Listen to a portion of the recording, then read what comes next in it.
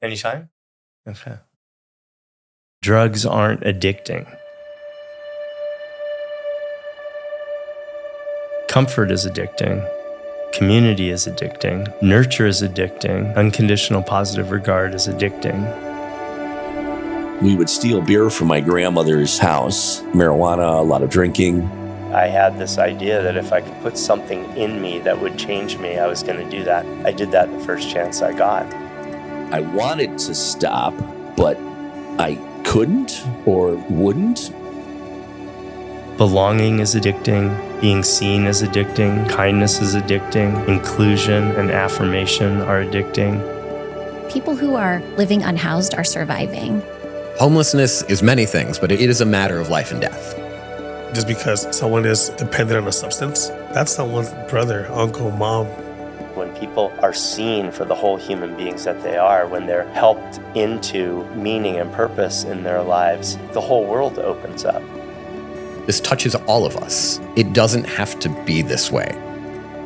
Acceptance is addicting. Connection is addicting. Love is addicting. We need to stop asking why so much addiction and start asking why so much pain. Drugs aren't addicting, except in the absence of these things. Substance use and homelessness have become synonymous in recent years. But what is the actual relationship between these two? Does problematic substance use cause homelessness? Or does homelessness increase someone's use of substances? On today's episode, we sit down with system leaders and discuss the ways homelessness and substance use interact, dive into how we've historically addressed substance use in this country, and explore if there's a better way forward. Join us as we talk about homelessness, because there's no issue that's closer to home. I'm Zach Worma. Margot Kushau. Oscar Arellano. Jennifer Hark-Dietz. My name is Sean Morrissey. Welcome to Homeland. Oh, no, we're rolling? Great. Should I be looking at a camera? I'm just looking at you. Looking at me, yeah. So my name is Sean Morrissey. I work for Union Station Homeless Services. My current role is Vice President of Advocacy and Community Engagement. And I've been associated with Union Station for now going on 22 years. I showed up there in 2002 as a man experiencing homelessness, and they took me into the shelter there and took mercy upon me and helped me get cleaned up, got me shipped off to detox and rehab. And then I began working there. I think it was a year and a half or 2 years later. The way I came up in homeless services and the way it had existed decades before I even arrived was this kind of compliance model.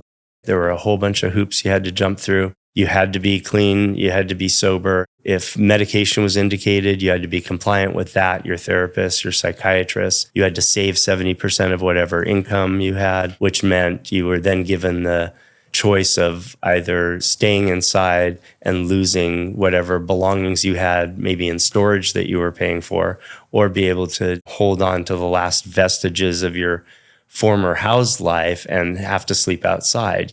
It's like an impossible decision that people have to make, it sounds like. It really is, yeah. And you're asking this of people who are in the midst of like this deep personal trauma. The funny part about that is we were requiring that people be abstinent from substances. We were requiring that they be compliant with their mental health treatment. But God forbid anyone actually asked for those types of services, because you were then talking about 3 or 4 months to get someone into detox or treatment, and no seamless transition between detox and treatment. So you might go into detox, spend a week there, and then have to go back on the street while you waited several weeks or months to get into a treatment bed. By that time, you probably need a detox all over again. Yeah. It just starts that cycle. Wow.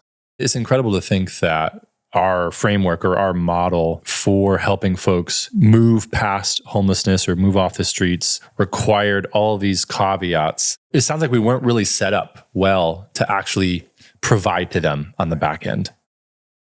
I think one of the key things to think about between the intersection of homelessness and substance use is that people who are living unhoused are surviving. This is Jennifer Hark-Dietz, CEO of PATH. I often think of substance use increasing as a survival mechanism, whether they need to stay up all night for safety, whether they are using because they do have maybe some depression and anxiety, which I think we may all feel if we weren't warm and safe in our own homes. For me and for Path, substance use is really about treating the whole person and trying to get them into a home as soon as possible. We look at it from a harm reduction standpoint. And even in that, it's having a real conversation around how they're going to reduce their use while they're also trying to go through this very complex system. So we really do want to create a culture where there is the ability to get clean, but I think it's really hard when people are living outside.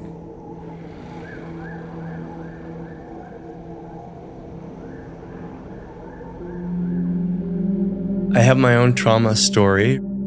I grew up in a household that was very unstable with an alcoholic father who was a physical abuser, a verbal abuser, and then later became a sexual abuser of myself and my younger brother.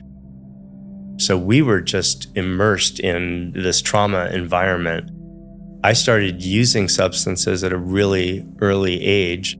I had no control over what was happening in my household or in my environment. I had this idea that if I could put something in me that would change me, I was going to do that. And I did that the first chance I got. That began a journey of substance use for me that went from the time I was 12 until right before my 40th birthday when I landed at Union Station at the shelter there.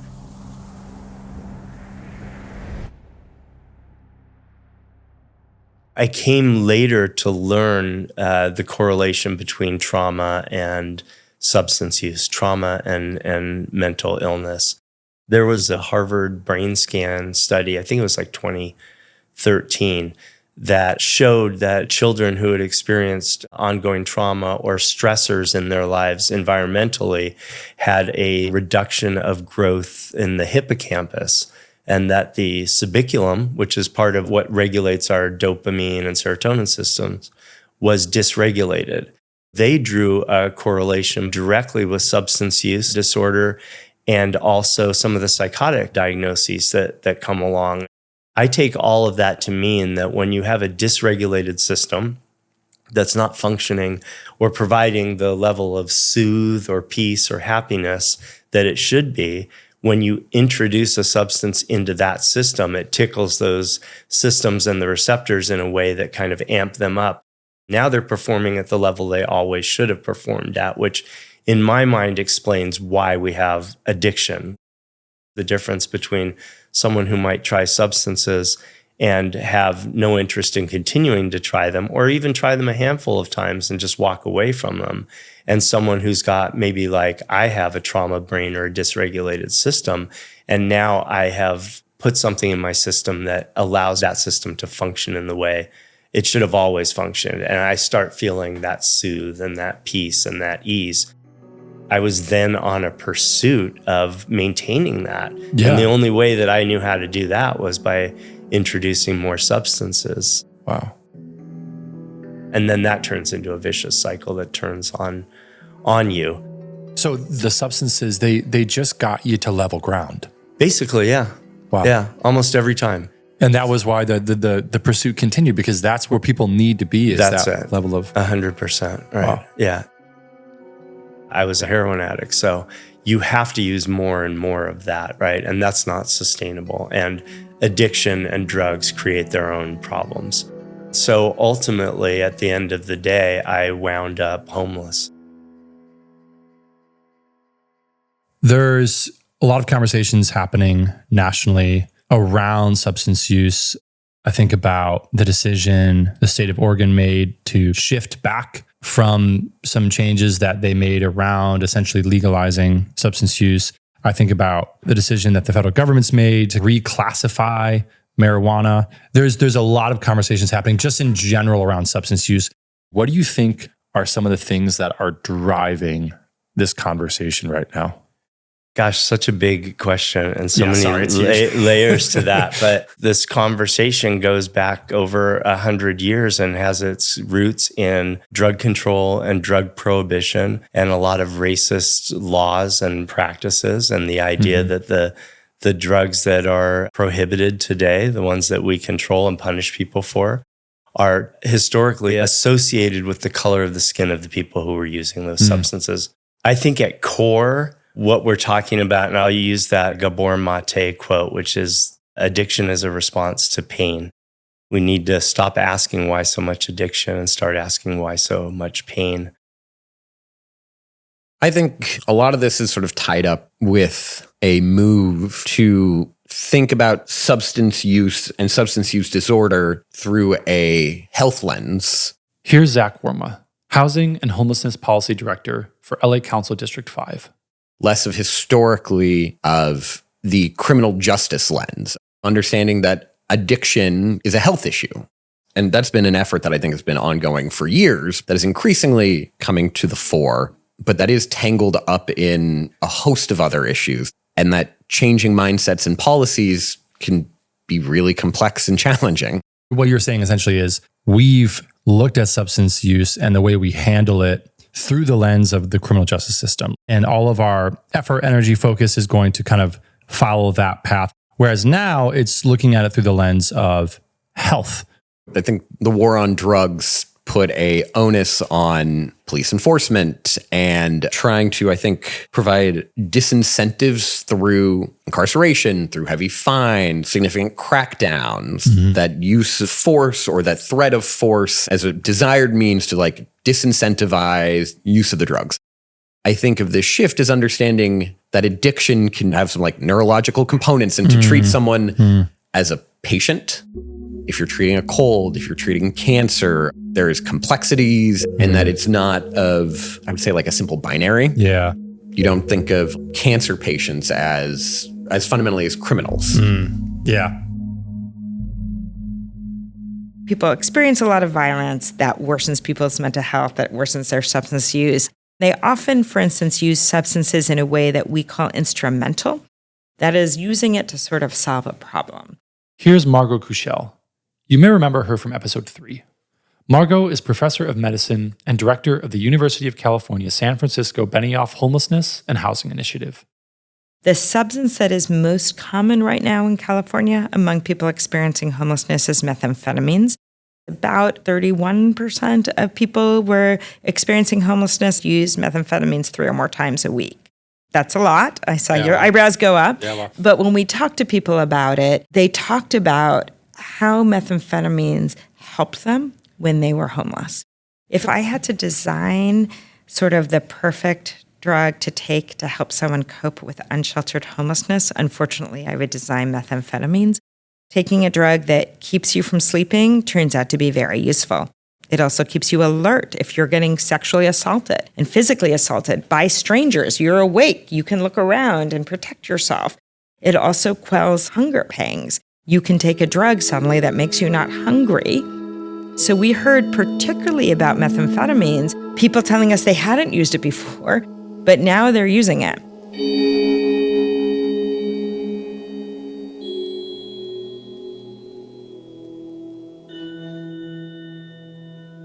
I've interviewed over 60 people for this podcast. Nonprofit and system leaders, policymakers, advocates, educators, authors, all of them leaders in the work of bringing people home. This conversation, however, is personal.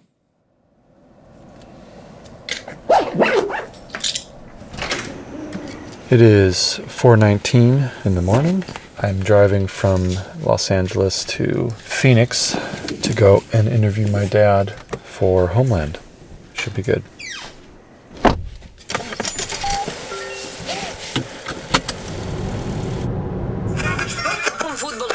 August 26th. The opinion. As we enter the home stretch. Alrighty, let's see where 4:30 is at. There we go. Hello. Oh, Long drive. a very long drive, yes. Oh, good to see you. Grace, hello. How are so you? much in my hands. Good to see you. Hi. In the back seat over there's all my recording stuff. I can take it. Nice. Hello, Father. How are you, sir? Good. Good to see you. Nice to see you. Good to see you. This weather here is like even worse than where you live. Where we live makes... Yours is like Alaska. Yes, Last yes, night we yes. got out of the restaurant. 99 degrees. Give me 1 second. I gotta make sure I'm on here. Hello, check. All Alrighty, you're coming across good, Yes. which is what matters. So we'll just roll with that. Okay. All right, let me get my questions here. One of the episodes we have on the podcast is on the intersection of homelessness and substance use, how those two things impact each other. There is an intersection there. Those two things very much interact. Our family has a history of both of those things. I would love to just talk about what that history was. If growing up you heard about it, what that looked like, just go from there. Growing up, I lived it. My dad's father died on the streets of Cleveland as a street alcoholic. Possibly, too, they think he might have also been a heroin user. Now, this goes way back. When was this? Like what year was this? Late 50s, early 60s. My dad was 5 years old, and his father walked to the grocery store to get a pack of cigarettes, and he never saw him again. Your dad was 5. 5. That's really heavy. I didn't realize how old your dad was when his dad walked out. It had a profound effect on him. So much so that he, of course, grew up with the father who was an alcoholic, and then he became a functional alcoholic. So in his mind, he's not as bad as his dad. Because he's functioning. Because he's functioning. Yeah. He provides for his family. He goes to work. He works overtime, but he drinks a lot. What kind of environment was it like growing up? Were there moments where his use of substances or abuse of substances impacted you, impacted the family? Yeah, my parents were always on the verge of divorce. My mother went to my grandfather and said, "Dad, I want to move back home." My grandfather, who was from Transylvania, Romania, Galafti Stanislaw, he said, "You go back to your husband. You not move here. No, you're married." And this was when they had you guys had kids? Yeah. Every 2 or 3 months, there'd be a big blowout. My dad would be late coming home from work. He was a truck driver. He would be drunk. And my mom and them would get in fights, and it would be all night long. I would be laying in my bed and I couldn't go to sleep to go to school the next morning. I would be going to school and I couldn't think straight. My grades were very poor. So it affected me. It affected, our whole family. One time my dad was in the kitchen with my mother. He was drunk out of his mind. My mother was naturally upset, and my dad was throwing dishes around, breaking dishes. He had a full mouth of beer, and he spit it in my mother's face. When you're a small child and you see this, it's devastating because these are two people who are supposed to love each other. And then one time I heard my mother yelling at my dad saying, "Put it away, put it away, put it away." My dad had a .22 pistol. I think he was trying to kill himself. How did you and Uncle Todd and Uncle Mark and Jen, how did you all navigate that environment? We just thought it was normal.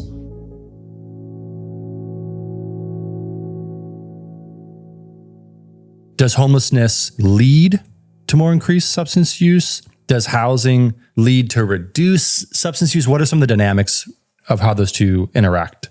You're absolutely right to uplift the nexus and the complexity of the nexus between substance use and homelessness. Far and away, the leading cause of homelessness is economically driven. That is the number one reason people become unhoused. They run out of money. Do you think that people know that that's the leading cause? I don't. So over half of renters in LA City are rent burdened, meaning that they're paying more than 30% of their take-home pay just to cover rent. That's half. Yeah, I know. Yeah, Huge which number. is wild. Hundreds of thousands of folks in this city are living dangerously at the margins. That notion that you hit on that, folks are doing drugs, that's why they're unhoused. Some folks become unhoused as a result of substance use, but there's recent studies from LA County that indicated less than 10% of individuals have been enrolled in some sort of recovery, addiction, substance use program, I think in the 5 to 7 years prior to them becoming unhoused. So it can be a driver. Homelessness itself can be a traumatic experience. It also can compound underlying trauma. Some folks will increase or begin substance use as sort of a form of self-medication, as a form of coping with traumas for a means of survival. To go back to that idea of thinking about a health lens, about 6.5 unhoused folks die every day. And the leading cause of death is accidental overdose. How can we actually help those people stay alive? Yeah. And you also asked, Does housing reduce incidents of substance use? Well, the concept of housing first is it isn't predicated on you put someone in an apartment, they're fine, but instead is trying to engage that the only way someone can even begin to think about rebuilding their lives is having housing security, is having a place that they can call their own, that they know they can lock the door, that's going to be theirs. And so helping folks become housed allows them to stabilize. So long as they get those services they need, it can help them stabilize their lives in whatever way that looks like, whatever their underlying issues or trauma that they need to kind of work through to help regain that sort of personal stability. I think it was the Kaiser Family Foundation indicated that an unhoused male would have about 25 years taken off of their average lifespan. The average lifespan of a housed female individual in LA is about 82. The average lifespan of an unhoused woman in Los Angeles is 48 years. So about 34 years. It's a pretty heavy statistic that for men, it's 2 decades. For women, it's 3 decades that are lost when home is lost. If that doesn't underscore the absolute necessity and critical role housing plays in our own health, I don't know of another statistic that does. Homelessness is many things, but it is a matter of life and death, and of how we as a city, as a county, as a state, as a country, as a collection of human beings are choosing to take care of one another. Yeah. I was out there for a couple of years. The last year of my homelessness, I spent trying to get into treatment, and I could not navigate that system. This would have been 2001. No matter what I did, I could not get a treatment bed because of all the hoops you have to jump through, including calling every day. And this was before the ubiquity of cell phones in general. I think I had a friend who had one of those old coffin-shaped Nokias. But if you missed a day calling in, you went back to the end of the line and you had to start all over again. And when you did show up, you had to basically sell the idea that you were serious and wanted treatment for all of the right reasons, or you weren't admitted. I was a substance user at the time I was homeless. I didn't have resources. I didn't have family that was there to catch me. I also had 3 mental health diagnoses, but I can honestly say that the mental health diagnoses did not play any role in my becoming homeless. But when I did show up here, I'll tell you that those 2 things, substance use and mental illness, were the only way I was viewed and looked at. And of course, I was assigned those labels, and they told me that that is why I was homeless, that I made bad decisions. I was a drug user, and I wasn't taking medication for my mental illness. And I'll add that I learned to see myself in that way too, because that's what we also do. You know, yeah, we take on the stories that we're told about ourselves. Absolutely. My name is Oscar Arellano. I work for SSG HOPEX. HOPEX stands for Homeless Outreach Program Integrated Care System. I've been in the field for 6 years now. I just came up on my anniversary on 420. Congrats. Wow, 420. How appropriate. Right, for the program that I oversee, which is I am the harm reduction program manager at the agency I work at. Oscar, talk to us about harm reduction. What is harm reduction? What are some of the dynamics of your program? Harm reduction, in my perspective, is a public health issue. It's meeting the participants where they're at, giving them their dignity and respect back to them, providing a voice, empowering them to have an autonomous decision in the decisions they're making in their life. There's also providing safe usage supplies, to reduce contracting communicable diseases. We provide syringes, stimulant kits and smoking kits, safe sex kits for street workers. We also do Narcan trainings and education, how to administer it, which is a safe-living medication, naloxone. And we bring health screenings to their door, such as HIV, Hep C, and STIs. We also incorporate vaccines such as monkeypox, which can be big among men having sex with men, or people who are injecting drugs, COVID and flu, and whatever other means of medical care that we can provide to them, such as wound care through our doctor that comes out with us bi-weekly. And we also offer treatment services in the event that they are wanting to take a break or, have a couple of nights to sleep and or something that they decide personally that, hey, this is what I'm looking to do now.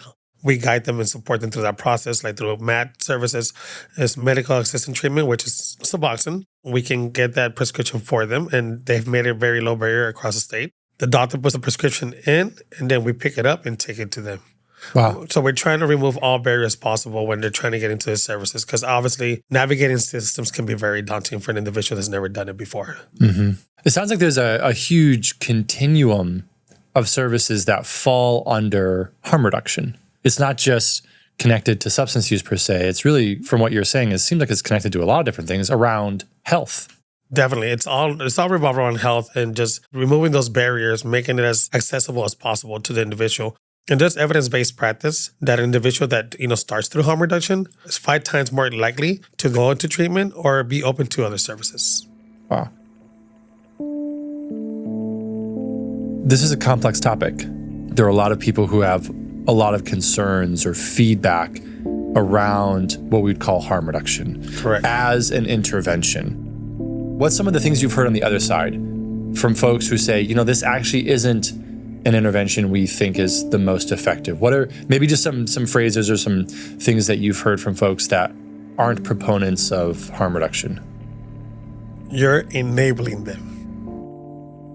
You're using our tax dollars for that. Or why don't you let them die? That's what they chose to do.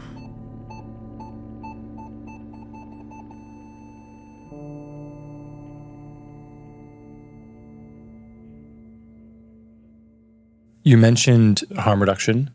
What does harm reduction look like? At Path, how do you provide that to folks? Each individual that's experiencing homelessness or has been homeless is unique. And so we need to provide an array of solutions, whether that's for housing or for substance use. Here's Jennifer Hark-Dietz again, CEO of Path. So for us, all of our interim housing sites are harm reduction, meaning folks can come inside, they might have used outside, and we will monitor and make sure that they are safe while also not having to be sober to come back to their bed. We have a multidisciplinary team, quite a few of them, and we work closely to make sure that folks have medication if needed or can triage to the right available resource.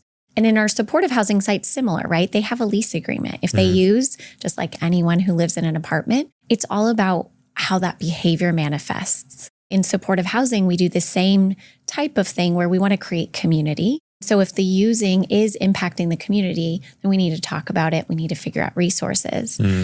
And I think where AA or NA comes into play is really based on the participants we serve's desire to have that as a pathway out of using. Yeah. For the longest time, there has been an approach to housing that said, okay, in order to sustain housing, there's some guidelines or rules that need to be met, one of them being sobriety. What are the dynamics of putting conditions on housing? I think where the system has been moving over the last couple of years is recognizing that the more conditions that you put towards getting someone a bed, the harder it will be for them to get to that bed, inclusive of substance use. How can you actually view getting an apartment, getting a stable home of your own, not as the end of the line, but really as like the beginning of restabilizing? That notion of like, you live somewhere, this is your permanent home, you can now work on what you need. Housing is the essential component to beginning to address everything else that's going on with your life, inclusive of potentially if you're struggling with addiction issues, if you've been self-medicating because you've been on the street for several years, also in the name of housing first. It is not housing first, the end. It's then, what are the services you really need? What are those things that are inhibiting you having just regaining that degree of stability? Are there still organizations that have a sobriety lens? And are they seeing success? Are there folks who are being housed in that way and maintain housing?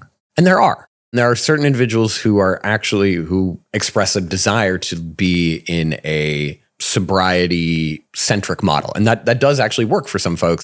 Interestingly, in Sacramento right now, there's a movement to try and actually harmonize some housing first policies with allowing some functionally sober living facilities.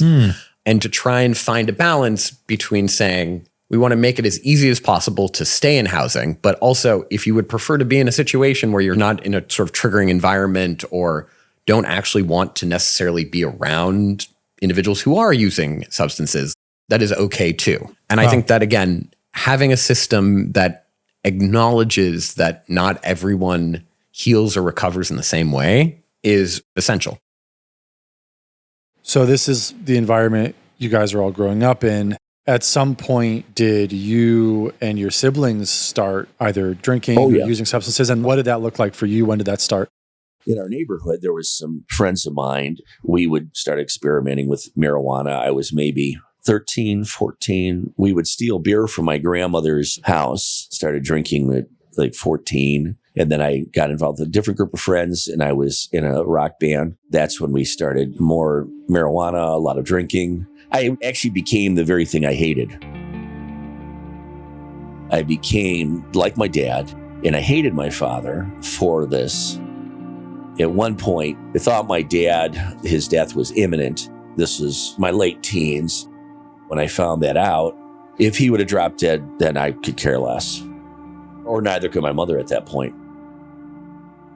You've been sober for over 45 years. How did that happen? Because substance use has never been part of the environment that me and everyone else in our family grew up in. I went off to Kent State University. The members of the band that I was in, Wolf Cookies, the avant-garde street band, were going there. And that was really the pinnacle of the drinking, the drugs. We were getting drunk every night. I would wake up and I'd be hungover and I'd think, I'm not going to do this tonight. 1 or 2 o'clock would roll around. By 3 o'clock, we're smoking dope and drinking into the evening. I wanted to stop, but I couldn't or wouldn't. But I did wake up every morning thinking, what am I doing? Yeah. I don't like this. And I would just repeat again. I did what my dad did. And I became the person that I hated. So how did that change? Our band played at the Kent State Halloween party. I met a young lady there. She started talking to me, but I was blasted out of my mind. And the next day, we heard about a toga party. There is where I met that girl that I was talking to the night before. The long and the short of it is she invited me to church with her. Kent State Assemblies of God, Pastor Barry McLean. I'll remember it forever. It was during that time that I was exposed to the gospel of Jesus Christ. I knew about Jesus because I grew up Catholic. But as far as my sins personally being forgiven and me knowing that I could have a relationship with God and have eternal life as a free gift, I believed, and it transformed my life. Once I professed faith in Christ, you could cut up a line of Coke and put it on the table and just leave it there and say, that's yours if you want it. And I'd be like, nah. And before, I would have been licking the tabletop once I snorted it all. So it was something that it just changed. It was, Yeah. What did your friends think?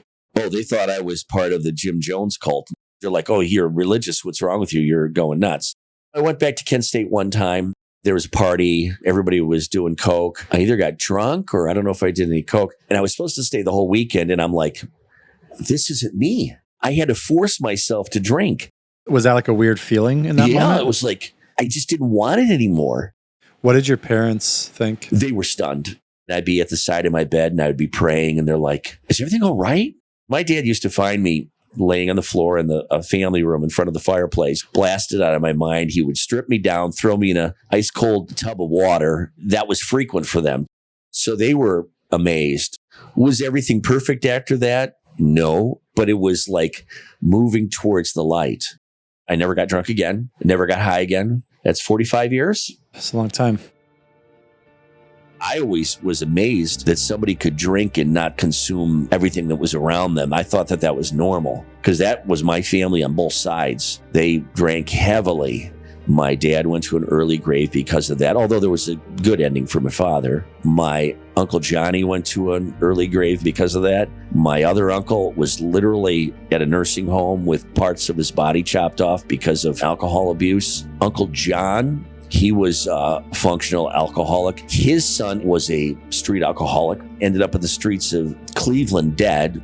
I told this story, and you were there, Ben, to one of my customers who was a physician I had done work for many years. And she said, oh, you and your family are all real nice people, and you're probably almost like the Amish and all this stuff like that. And I said, oh no, you're getting the wrong idea. I came from the absolute sewer of drinking, and for all intents and purposes, without a formal diagnosis, was a teenage alcoholic. She looked at you. Have you ever heard this story before? And they're like, oh, yeah, we've heard it. We have, yeah. She walked out and came back in again. Yeah. She couldn't believe it because she knew as a physician the power of substance abuse when it's in multi-generational, and how all of a sudden that now is stopped. What ultimately led to you regaining housing or exiting that period of your life? There's this Rat Park study. Have you heard of Rat Park? I don't know if I have, actually. So part of how we began to think about addiction in general was based upon these tests they did in the 50s. You took a rat and you put it in a cage, gave it food and water, and then there was morphine-laced water in the cage. And what they found was that the rat almost always would addict itself to the morphine-laced water and ultimately die. And so we came to think of addiction as being progressive and deadly, and the addict will just continue to use until they lose everything and die. In the 80s, a couple of Canadian researchers replicated the rat in the cage model. They called it the bad cage. And they put the rat in the cage, and the rat did what they thought it would do, which was addict itself and ultimately die. Alongside that cage, they built what they called Rat Park. If you were a rat, this was the place to be. It had wheels and tunnels and sawdust and a bunch of other rats. They put food and water and morphine-laced water in Rat Park. What they found was rarely, if ever, did a rat use the morphine-laced water. They did rat stuff and eat regular food and water. They were connected, right? There was meaning and there was purpose, and they were doing rat stuff, you know? They also found that if they took a rat from the bad cage, an addicted rat, and put it in Rat Park, that rat would eschew or avoid the morphine-laced water, effectively putting itself into withdrawal so it could better assimilate to Rat Park.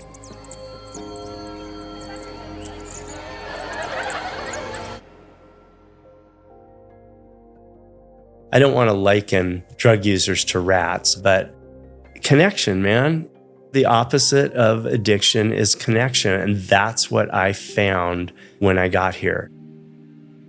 I found people who were willing to love me even when I didn't love myself. They were willing to sit with me and offer unconditional positive regard. They were willing to allow me to become a helper. And all of that combined, I started healing. It turns out that that's what I was looking for my entire life, right? Was just connection, authentic relationships, real community. I couldn't even have identified that if you asked me, but once I found myself in the middle of it, I just knew this is what heals. Wow. I mean, it was that simple. That's how I started to get better.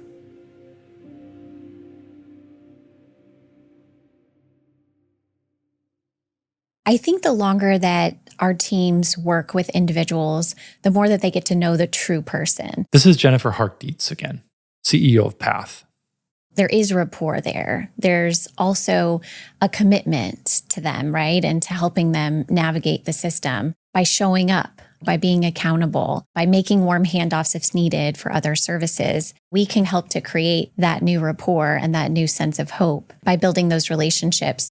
For us, it really does look like being responsive, having that real relationship, going back again and again if needed. Once someone has moved from the streets into more stable housing, does the stability of housing impact their use of substances?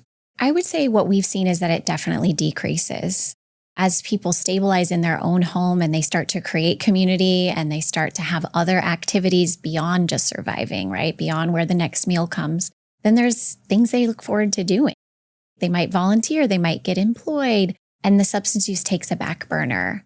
When I first got into this, I didn't realize how passionate I would be that every single person deserves a home. I think I thought of it more from the medical model of, okay, we can fix something, but it's really not a person's issue. It's a system issue. From being, 25 to starting this and now where I am, it's so clear that it's no one individual's choice to be homeless. I don't believe anyone would choose to be homeless. For proponents of harm reduction, for folks who say, hey, this is actually something that works, what are they pointing to say like, hey, here's the evidence that harm reduction is actually something that is working and impacting people in a positive way? Are they pointing to like, hey, this is actually saving lives, or hey, we're reversing overdoses, or what are some of those kind of practical things? So definitely the saving lives aspect. Here's Oscar Arellano again, Program Manager of Harm Reduction at Hopix. As we provide naloxone, the mortality reports came out recently, right? And obviously, deaths had kind of plateaued. There's still overdoses happening, but there's less deaths happening to the naloxone that we're putting out in the community. I want to ask you a little bit more about that. You said when someone's in a place where they've overdosed and someone administers Narcan and they gasp, it's like they're coming back to life.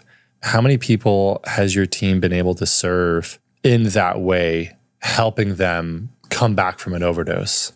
Based on the reports that we get from our participants, which are the first responders, we have recorded over 778 overdose reversals. So that's 770 lives that have been saved, thankfully, to the naloxone that's being distributed in our community. That's a huge number. What goes through your mind, or what are some of the emotions you feel when you either hear your team share a story like that, or you think about those numbers, think about the names or the faces that are connected to that? What do you feel in that moment? We're giving someone else an opportunity to be on the earth, to be able to walk the streets, to be able to breathe this air. And it's people, individuals that maybe don't have the support system in place like others do. And it is very rewarding to hear that we're able to provide at least something that I don't want to say people take for granted, but maybe don't see it that, hey, it's someone's life just because someone is dependent on a substance. That there's still individuals that are human beings just like you and me in this room or anywhere else I walk in those streets. Was there a moment when your dad got sober? Oh, yeah. And what was that like? Oh, that was a glorious day. When I came to the Lord, I would start talking to my parents. Well, then they would start asking questions, and I would share with them the Lord and why all this, and what do you mean the gospel? We were raised Catholic. I asked my father and my mother if they wanted to pray to receive the forgiveness. My dad and my mom said yes, but primarily my dad. I didn't know what to do. We went into their bedroom. We knelt down, and my mom and dad were kneeling down, and my dad was kneeling down. And he, prayed what we would call the sinner's prayer. This doesn't happen to everybody. I'm just telling you how it happened. He's like, there's something going through me. There's nothing going through me. Shortly after that, I went away to Bible school in Dallas, Texas, Christ for the Nations. I remember it like it was yesterday. I was standing in the laundry room, and I said goodbye to my parents. I got in my car, and I drove to Dallas. I knew no one. I looked at my mom and dad. I left, and I would never see my dad alive again. I would call when I was down there first semester, and my mom would get annoyed because back then I would reverse the charges. And, it was really expensive to make long distance phone calls. So my dad, this was right around Thanksgiving, he said, I wanted to tell you that I had read through the whole Bible. I'm like, oh, thanks, Dad, for telling me that. Because I was coming home literally a month later for Christmas break. I came home on Christmas break, drove home, came into the door, and I came in through the back door. Actually, I wanted to surprise everybody because I saw a bunch of cars there, but nobody was there. And my sister and her first husband were there, and they were crying, and they said, go to the hospital. Dad's dying. They tried to get a hold of you and they couldn't. This is back before there were cell phones. Then I ran up to Southwest General Hospital and all my relatives were there. They had just said, your dad just died. Went in there and saw him there. And my relationship with my father, going from hating him to loving him, changed overnight when I came to Christ. I had no bitterness towards my father. I loved him. I spent as much time as I could with him, not knowing he was going to die. But before I went off to Bible school, our whole family was so radically affected by that coming to Christ. It broke the chains of addiction in my family. As you were talking, I was thinking about this. I was thinking that you never met your grandpa because he died in the streets of Cleveland and, substance abuse was the cause of that. I never met my grandpa. And it's incredible to hear just you tell again about how his life was changed. But I'm thinking about my kids and about, all my siblings' kids and how much they love you and how the thing that so impacted your family, our family, for generations doesn't anymore. Right. So if no one's ever formally said it, I just want to say thank you. You talk about growing up and having to witness just the chaos and the pain in your household. That was never my experience. That was never any of our experiences. So thank you. And the last thing I'm going to say is, amazing grace, how sweet the sound that saved a wretch like me. I once was lost, but now I'm found. Was blind, but now I see. Love you, Dad.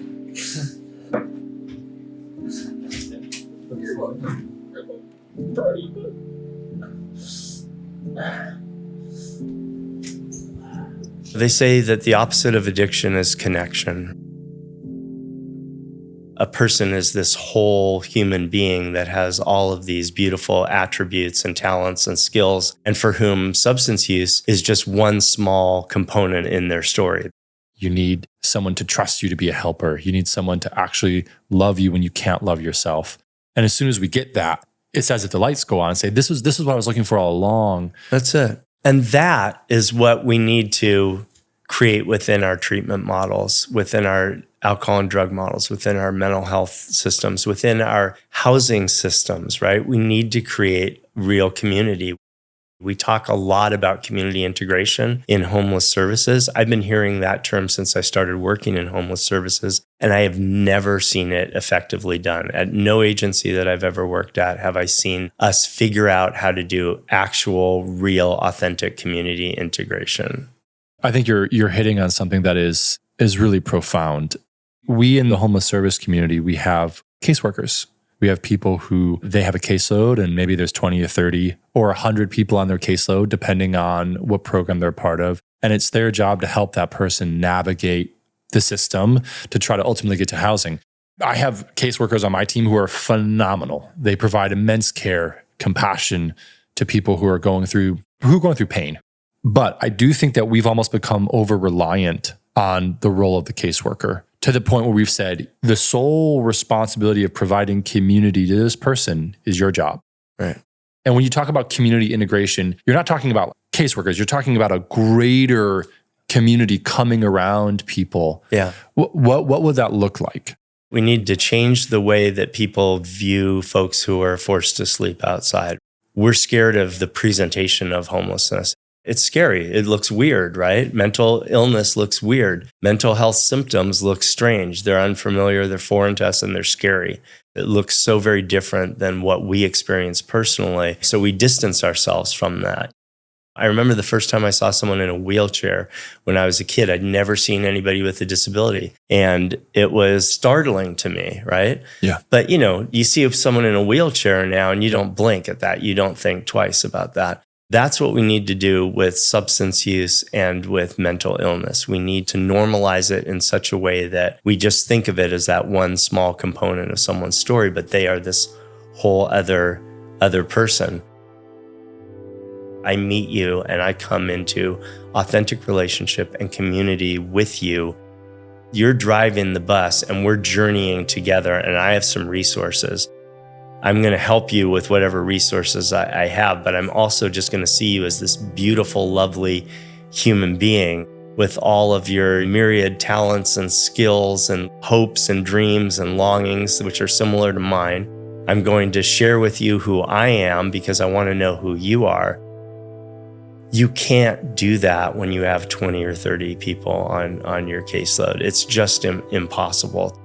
One caseworker does not equal a community. That equals one relationship. So people have to have all sorts of relationships. It's not just a Skid Row problem. This is a Los Angeles problem. This is a California problem. This is a national problem. This touches all of us. I think we're in a moment where the stakes are very clear and are very real and very tangible. Hopefully, coming from this is a renewed sense of collective action towards trying to make our system better, to just get more folks indoors. Yeah.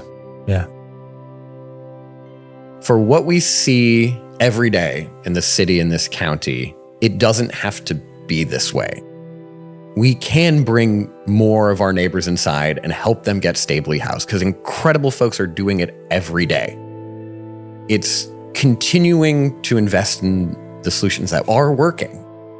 It is a hard thing to say that good things are happening when you just see the depth of poverty and of some really complex issues that folks are dealing with and dealing with in a very public way, but that things are helping. There are great people doing great work, and we need to just, by continuing to support them and uplifting them and expanding those programs, we can lessen that suffering. We can lessen the number of tents. We can actually fix what's going on. These things are solvable because we are solving them, but we just need to be doing more of it.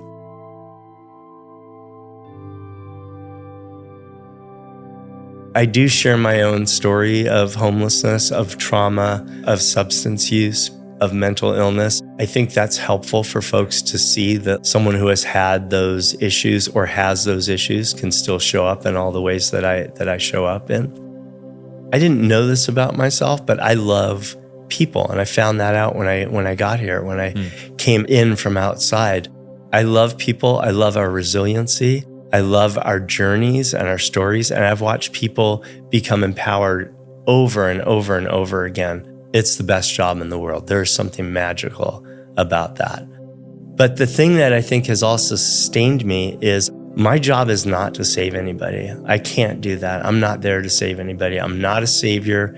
I have a few resources, and my greatest resource is my capacity to sit one-on-one with someone and come into authentic relationship with them. Not a manipulated relationship, but an authentic relationship when people are seen for the whole human beings that they are, when they're helped into meaning and purpose in their lives, when they feel that unconditional positive regard and they know that other people are there and they have a community, the whole world opens up. What I'd really like to say is that I was the same person as I was when I was using substances and I was homeless as I am now. Physically, I was a little more disheveled. I hadn't slept. I had really long hair when I showed up, which was kind of crazy. Didn't bathe on a regular basis and didn't eat on a regular basis. But other than that, I think there's fundamentally no difference between me then and now. I'm sober 21 years now, but I can still be as afraid and neurotic and screwed up as, everybody else out there. I'm a work in progress, like we all are.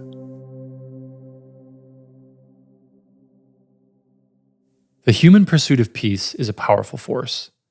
When pain and trauma disrupt this pursuit, problematic use or even abuse of substances can result. While each journey back to peace is unique to that individual, from harm reduction to renewed sense of purpose or spiritual encounter, some truths are universal. Humans need community.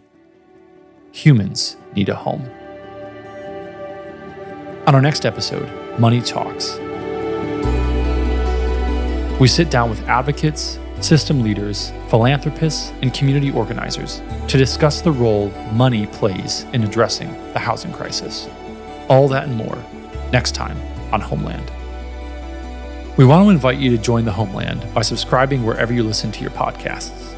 For more information on how to gain a deeper understanding of homelessness, visit ourhomeland.us for additional content, photos, and more resources on how you can join the work of bringing people home.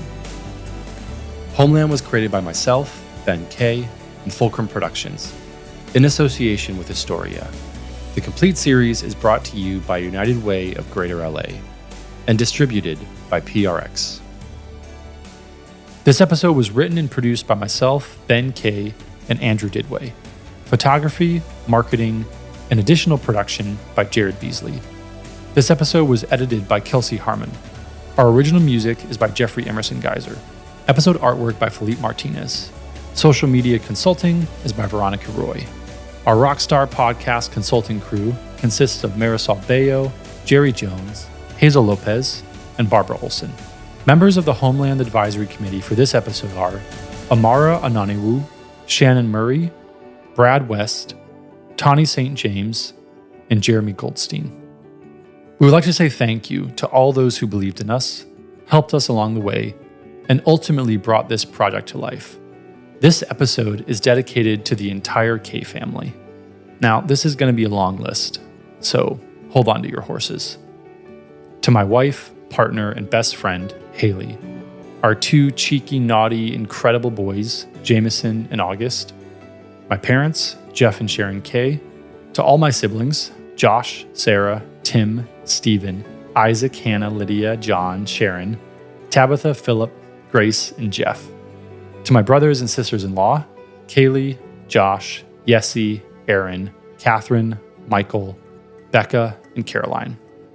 This one's for all the nieces and nephews, Rachel, Emma, Annie, Lily, Caroline, Josh, Zoe, Ellie, John, Walter, Oliver, Lawrence, Theo, Riley, and Parker. For my grandma, Carol Engelbert, and to my family who's gone on before us, Grandpa Jim, Uncle Keith, Grandma Cappy, Grandpa William, Grandpa Jack, and to my dear Yosemite. Keep watching over us. As always, thanks for listening, folks. Let's keep talking.